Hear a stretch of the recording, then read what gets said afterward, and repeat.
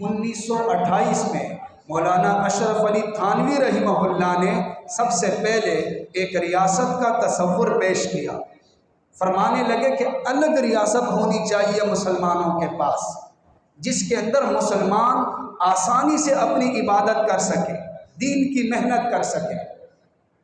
یہ 1928 میں مولانا اشرف علی تھانوی رحمہ اللہ نے یہ تصور پیش کیا، اور 1930 میں پھر علامہ اقبال صاحب نے یہ تصور پیش کیا کہ مسلمانوں کے پاس الگ ریاست ہونی چاہیے تاکہ مسلمانوں کا تشخص باقی رہے اور مسلمان سکون کے ساتھ اپنی عبادت کر سکے اور دین کی محنت کر سکے۔ یہ علامہ اقبال صاحب جو ہے ان کا تخیل تھا۔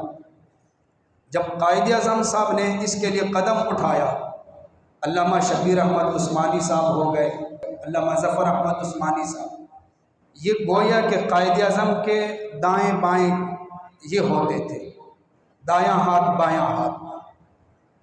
اور دیگر علماء، مولانا اشرف علی تھانوی رحمہ اللہ نے اعلان فرمایا، ان کے ہزاروں خلفاء تھے، فرمایا پھیل جاؤ، جگہ جگہ مجلس منعقد کرو، لوگوں کو بتاؤ ہندو الگ قوم ہے، ہم الگ قوم ہے، ہمارے لیے الگ ریاست ہونی چاہیے جس کے اندر ہم اپنے تشخص کو برقرار رکھ سکیں، اپنی عبادت کر سکیں۔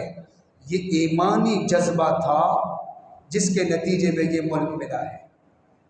ایمانی جذبہ جو ہے اس سے انقلاب آتا ہے، جو لالچ کے جذبات ہوتے اس سے انقلاب نہیں آتا۔